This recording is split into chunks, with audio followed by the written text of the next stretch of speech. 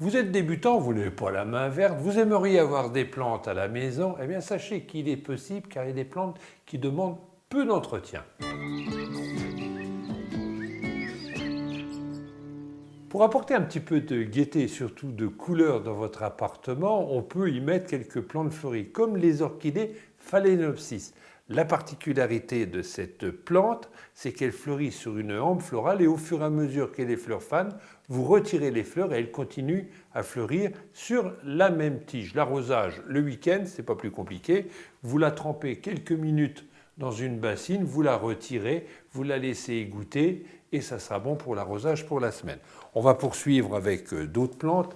Le Spathiphyllum à fleurs blanches, appelé aussi fleur de lune, c'est une plante qui ne demande pas de lumière directe, qui a besoin de beaucoup de lumière malgré tout. La température normale d'un appartement entre 20 et 22 lui va très très bien.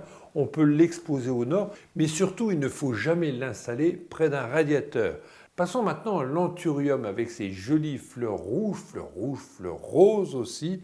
L'arrosage de cette plante est très facile puisque vous l'installez dans une soucoupe, vous mettez des billes d'argile et une fois par semaine, on y met de l'eau au pied sur 1 cm d'hauteur, il ne faut pas qu'elle trempe trop et ainsi elle continuera à fleurir. Vous lui apportez de l'engrais tous les 15 jours à partir du mois de mars et mois d'avril. Et si vraiment vous n'avez pas la main verte, je vous conseille les broméliacées et notamment cette variété, le Guzmania, qui a la particularité de fleurir une seule fois, mais au moins pendant 6 mois.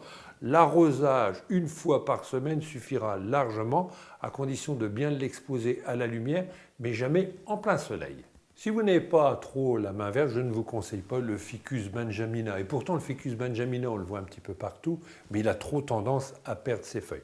Passons plutôt aux plantes indestructibles, comme le Zamioculcas, qui est capable de vivre à l'ombre, mi-ombre ou au soleil, mais jamais en plein soleil. Vous pouvez l'oublier concernant l'arrosage, il s'en accommodera de toute façon. Comme le Sansevieria, avec ses langues de belle-mère, ses feuilles très allongées, qu'on expose bien à la lumière, mais jamais en plein soleil, car les feuilles risquent de brûler. C'est une plante qui va très bien le long derrière un voilage, par exemple.